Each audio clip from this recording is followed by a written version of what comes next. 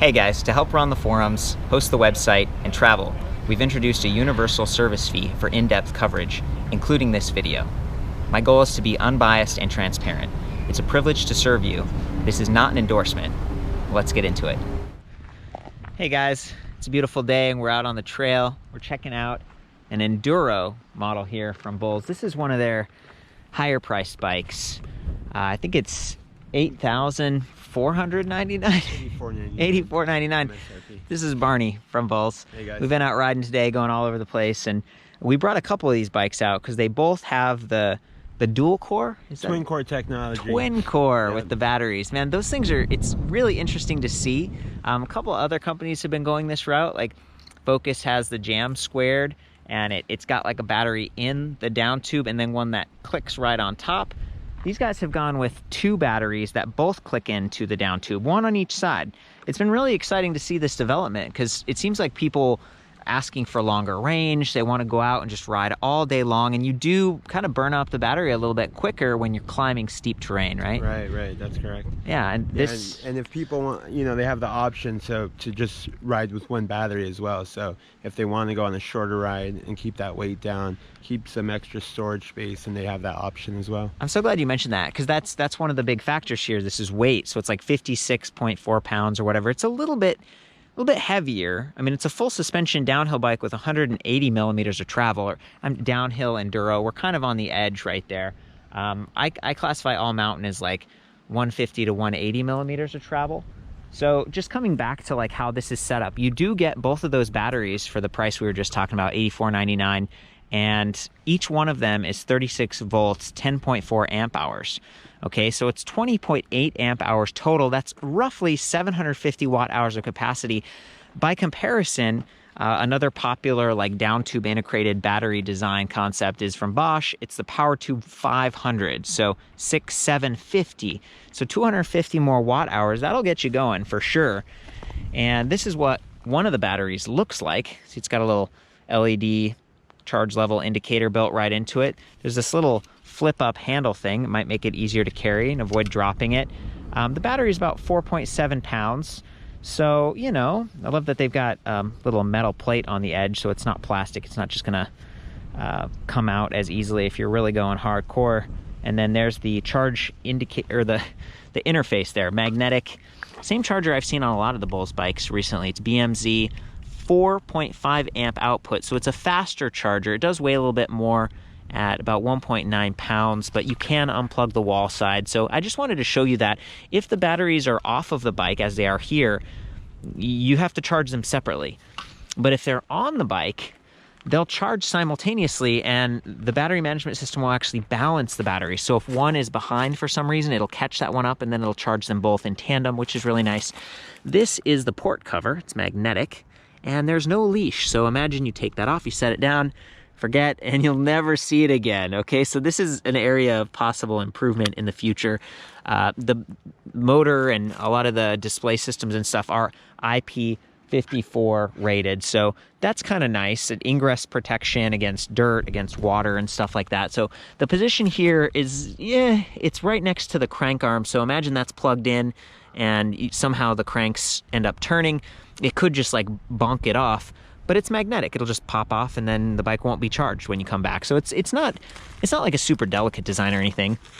I was commenting on this before because Bulls has some other models that have the Broza drive, S Mag magnesium drive versus the Shimano E8000 here. And they had the kickstand provisions just like this. So it's like 18 millimeter provisions in the rear.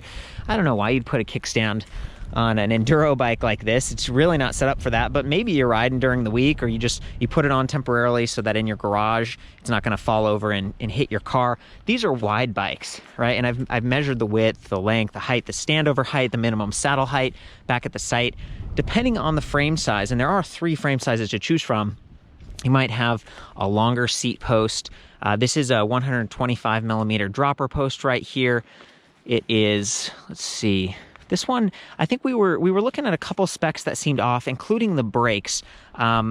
and maybe that's just because this is a little bit pre-production. I do my best to get you guys all the information, but on the other hand, show you what I'm seeing. And I think we were talking about KindShock, and this one's another brand. Do you have any comments on that, Barney? It's a mechanical KindShock LEV SI dropper post. Right. It's mechanically actuated by the remote there on the handlebar. Okay. Thanks for clarifying, because that one said like LEV. It must be another, you know, not the end of the world or anything like that. But it's neat to get to see this. I mean, this is one of the first like versions of this bike that have made it to the States with the functional dual battery pack design, and it's working really well. It's neat to, like, you know, zoom in on everything and get a close look. So great weight distribution, nice aluminum alloy, skid plate. We got the 2 batteries, they click in from the sides. I'll show you that later, actually remove one. We've got a RockShox Lyric 34 millimeter stanchions, debonair, so it's like higher air capacity, just bigger volume with that 180 millimeters of travel. We have a compression clicker up here. It just says LSC charger, and then down at the bottom, rapid recovery rebound. So plenty of adjustment going on here. 15 millimeter through axle with 110 millimeter boost hub spacing. The wider hub spacing gives you a stronger, sturdier bracing angle. Really nice DT Swiss rims, HX 1501, and they are 35 millimeters wide.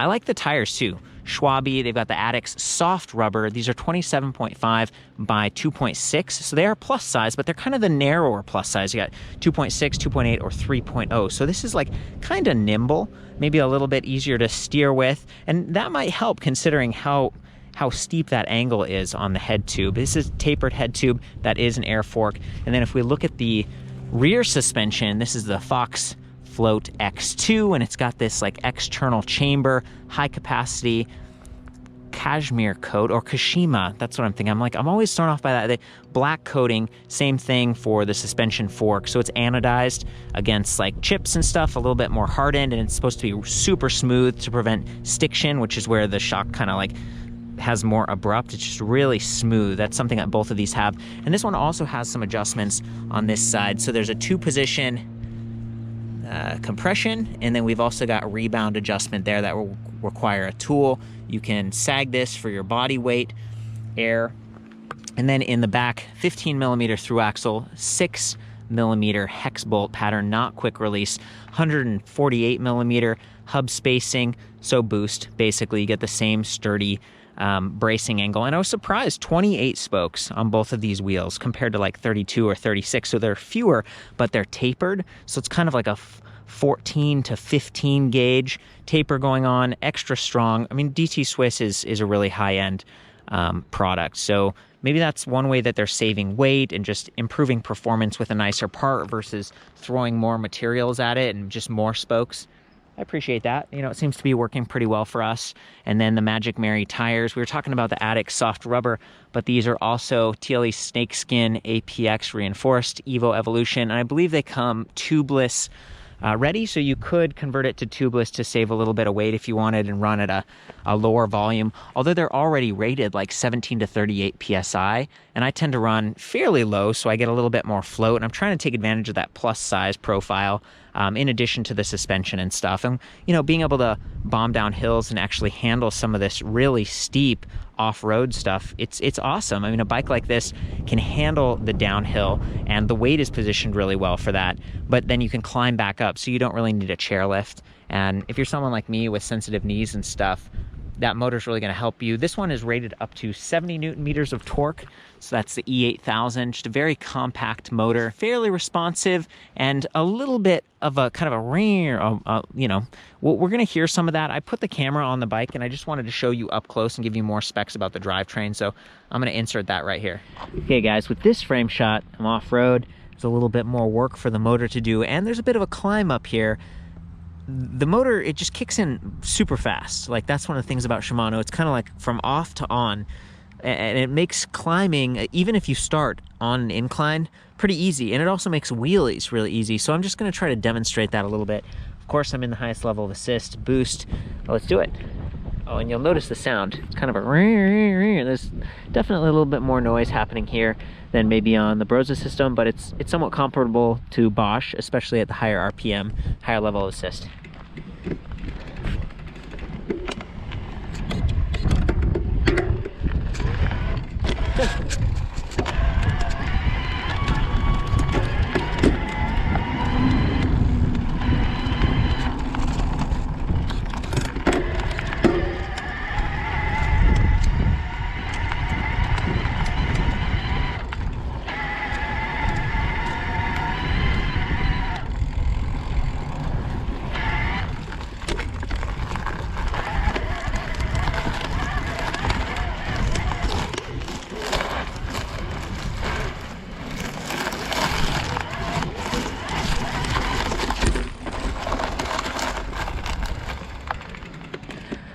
So that was a super steep terrain. Almost didn't hear the motor for a second there. I pushed pretty hard, you know, try to keep my balance. It was soft, it was technical, but it worked. You know, we made it. Okay guys, so I wanted to show what it would look like getting the battery off. Actually, Barney suggested that because we've shown the batteries off the bike, but what is it actually like to take them off? Before we get into that, I think it's really cool that you guys use ABIS keys because they come with this like plus code card. And so it has a little number code and you can get matching locks. Maybe you have a folding lock or something like that. Really cool. And ABIS is known for making good stuff. They actually gave me this helmet. Thank you, ABIS. It's got a light on the back. I care a lot about safety, so it's been a good thing. There's the locking core. And while we're at it, I mean, look, this is like the non-drive side. So a lot of times I'll lay the bike down on this side because you don't have the derailleur to worry about. But with large 203mm rotors like that, those can get bent a little bit. So just be careful, be thoughtful when you're laying this down so you don't take a rock or something because you'll hear like for the rest of your life. You have to go to a shop or something. And the thing is, at first I was like, let's lay the bike down and we'll take that battery out. It'll be easier to reach. And Barney was like, oh, the lock's on the non-drive side. So you wouldn't be able to reach that. It's almost like a two-handed activity or you need to be against a wall or something. You probably wouldn't be taking the batteries out on the trail like this most of the time. So you want to go ahead and do it? Like yeah, insert the key and... Just going to insert, pop it down, pull the lever. Yeah, and there's that little lever we were talking about. Here's what it looks like in there. There's your little stash box if you get that little toolbox cover. Yep.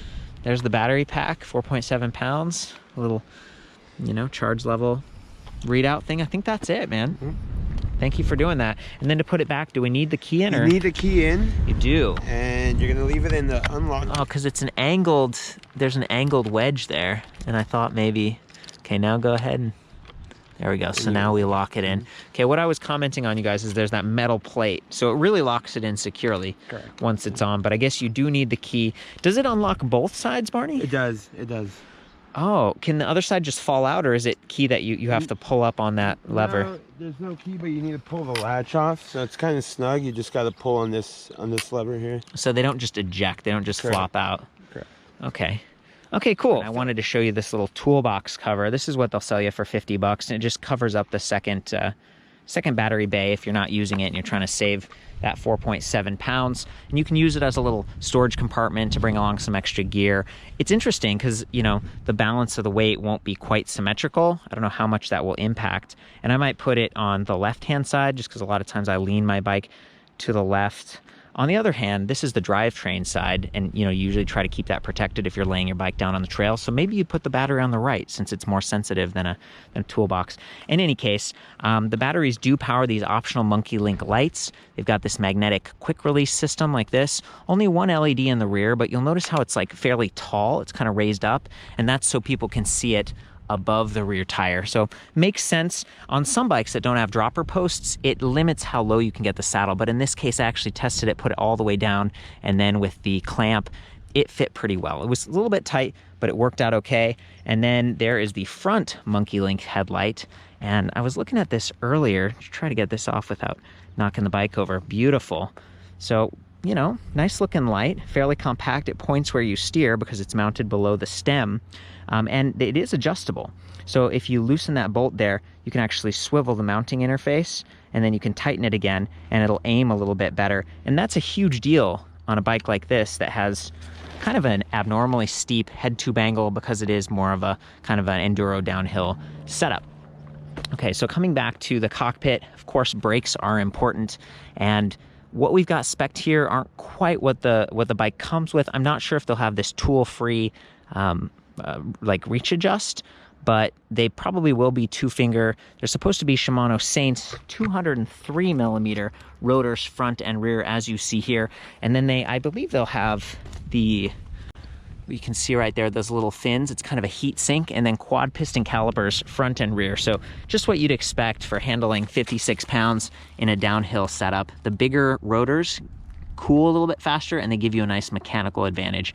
So for me, just going on relatively light terrain and streets, they've been just fine even with one side. I usually use the front brakes because weight sort of shifts forwards and I'm able to actuate them really smoothly, so I'm not locking up and flipping or anything like that. So it's just a nice brake setup, and again, they might be slightly different to what you're seeing on this bike. And there's the 6mm hex key that we were talking about, no quick release in the rear, just in the front. And if we jump back up to the cockpit, here is the seat post dropper lever. We got some nice locking ergon grips. Oh, and I should mention, when we were talking about those lights a second ago, they don't come with the bike. That's an option you have to pay a little bit more for. It's about $170, which to me is kind of expensive.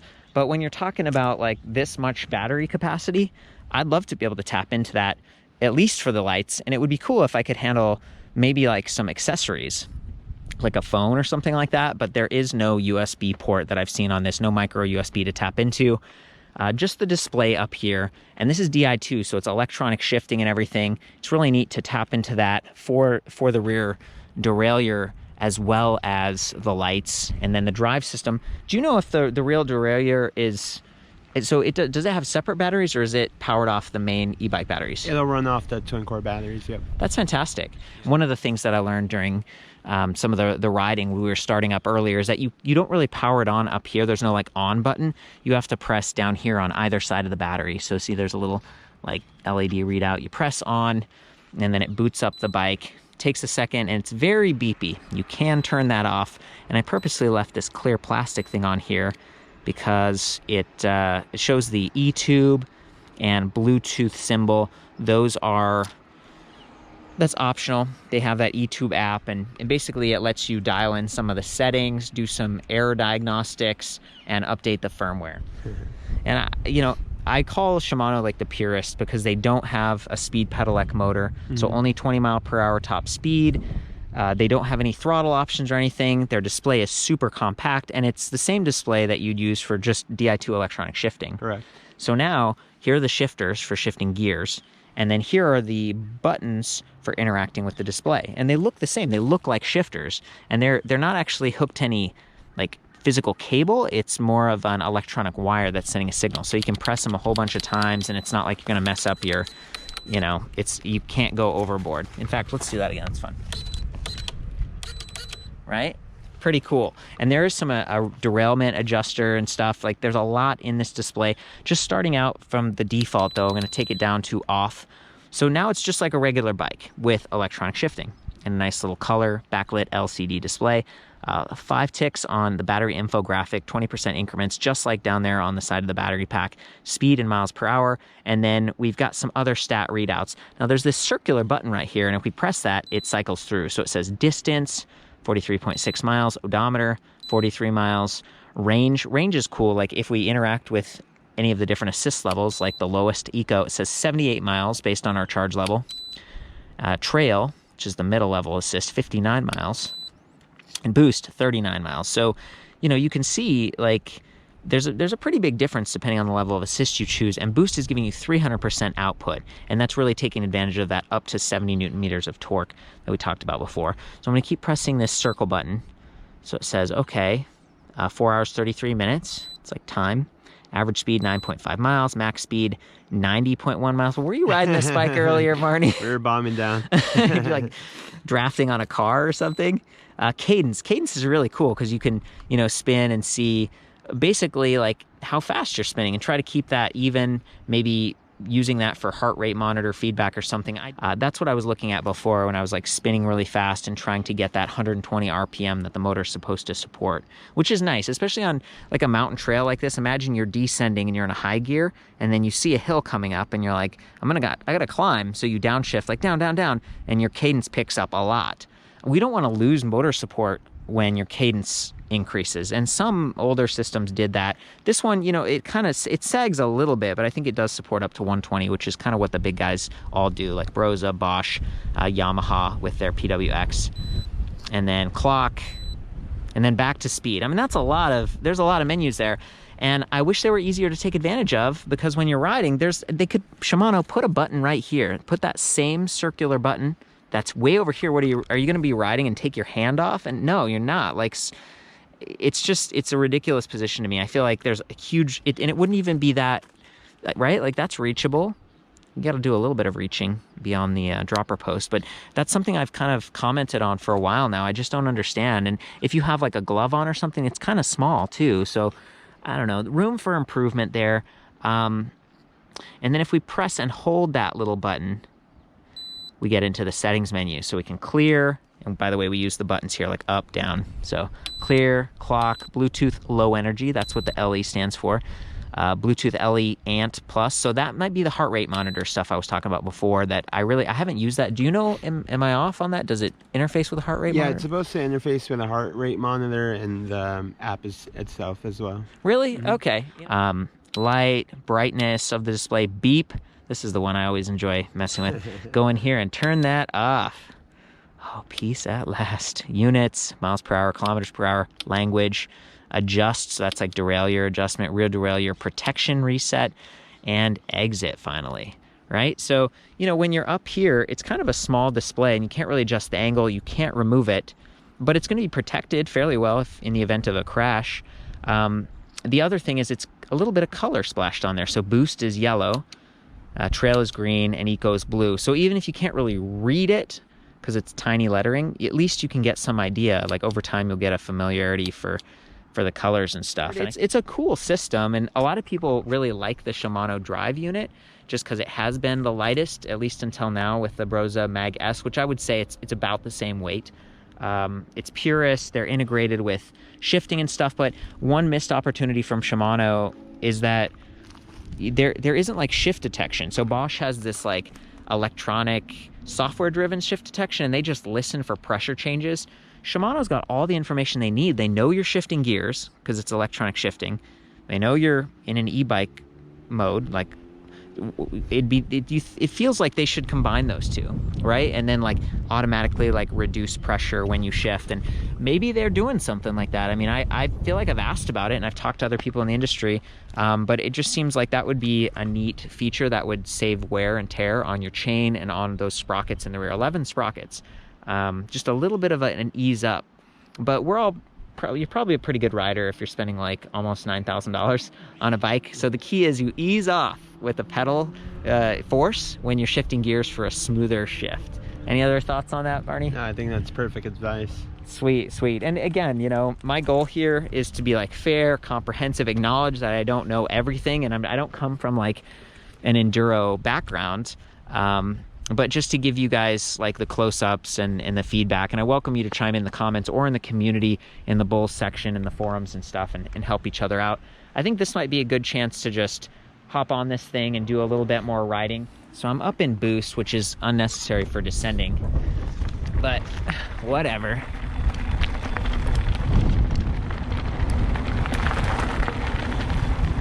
There we go.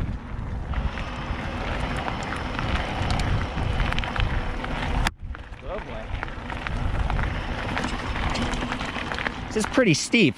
I'm not in a low gear, but the motor, that 70 Newton meters of torque, is really helping me. I would probably have to be standing right now, and I'm not gonna quite make it. Oh, so close. I'm trying to figure out if there's like a walk mode on this thing. I'm holding the up. There it was. Okay, there we go. There we go. It does have walk mode. Oh man, that is rad. So you hold the down button trigger on that side for a second, and it switches to walk mode, and then you press it and hold it again. Okay guys, from here you can see the 38 tooth chain ring, narrow wide. It's gonna lock in that chain, hopefully not drop it, but they've also got this E13 plastic guide, which you can flip up like that if you get a derailment, which has happened to me like with some really hardcore trail riding in the past. 11 sprockets in the rear, 11 to 46 tooth spread, so really wide range, perfect for climbing, very steep terrain. Again, this is the high end of all mountain enduro, 180 millimeters of travel, so usually 150 to 180 is kind of that all mountain. And you know, we were talking about the head tube angle being sloped a bit, so you really take those big hits if you're going down and descending on some big rocks or maybe just divots and erosion, stuff like that you might find on the trail out on a day like today. So Shimano Dior XT derailleur, we do have the Shadow Plus clutch engaged, so we shouldn't get a whole lot of chain bounce, but we do have that nice Velo slap guard plastic right there. And oh yeah, just the Shimano E8000 itself. The idea here is to ride in the high levels of assist and give you some idea for how it sounds on road versus on the trail where there's other noise happening. These tires are pretty noisy all on their own just because of the big tread pattern, but yeah, again, you'll see how quickly it starts and stops, how responsive it is. Up to 70 Newton meters of torque. This is rated 250 to 500 watt range. and it does go up to 120 RPM. You've got the cadence reading up on the display, so I'll be looking at that and might shout out how quickly I'm pedaling as we go along. I'm in the highest level of assist. There we go. Boost. Let's do it.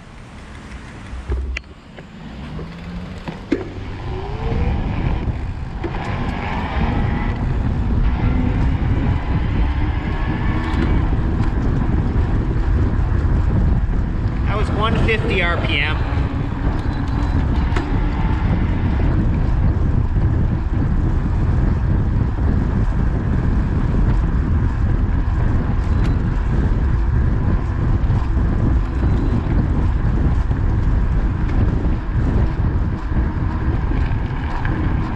About 120 right there. Really smooth braking performance. Just interesting. You know, I tend to pedal fast. I come from a road biking background. A little bit easier on my knees, just to spin versus press really hard. And the brakes, having two 203mm rotors with the Ice Tech. We got the nice fins on those quad piston calipers to dissipate heat. And there's the cadence readout right there. So that's what I was shouting out. I was up at 145-ish RPM at the very beginning, and then I backed it down to 120. I definitely noticed that motor support fades. And back at the EBR forums, there is a chart, like in one of the posts in the forum. It shows like how the motors perform, kind of a line graph as you get to higher RPMs, and most of the motors kind of drop off a little bit. So that's my experience here. But I love that this has a traditional 175mm Q factor. You've got that like ISIS spline interface. This is kind of a purist drive system, and the weight on that motor, again, being like, it gets 6.35 versus 6.39 on the Brosa Drive S Magnesium. So they're definitely competing for like size and weight. Very compact, nice alloy shield on the front of that. Just a, you know, pretty cool drive system. Get another close-up of the drivetrain right there with that really big 46-tooth sprocket. There's that gray clutch, the chain line. It's good stuff. Okay guys, it's always fun to get third person, so I got my buddy Barney from Bulls here with us. So I'm gonna hop on this one, and Barney's gonna hop on that one, just so you guys can see what this looks like third person.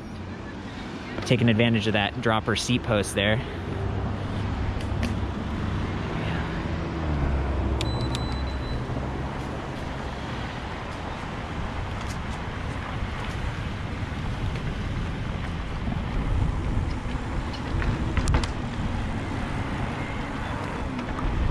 Nice. These are both really comfortable rides.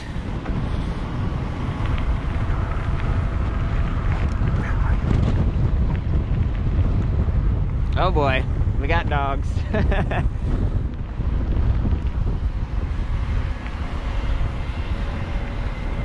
Very nice.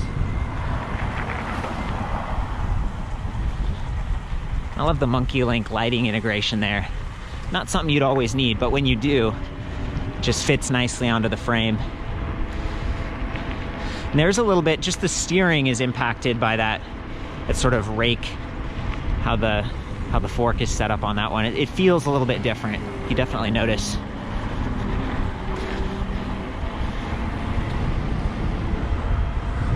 Sweet.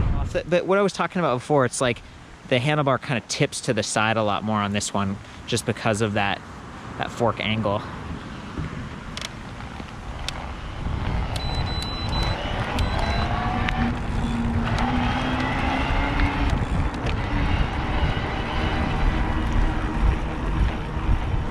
There we go. So I could hear the motor winding down, and I was at like 116 RPM right there. So it really is somewhat RPM dependent. You get to those higher rate of spinning, and the motor it backs out a little bit. So normally I'm out here by myself, and it's hard to get those third-person shots, and I don't want to turn these into music videos or anything, but I thought, you know, it's just such a beautiful backdrop, and Barney's excited about mountain biking, but Barney decided to hop on the bike this time. Oh yeah. And push the way up this hill. Just a beautiful shot.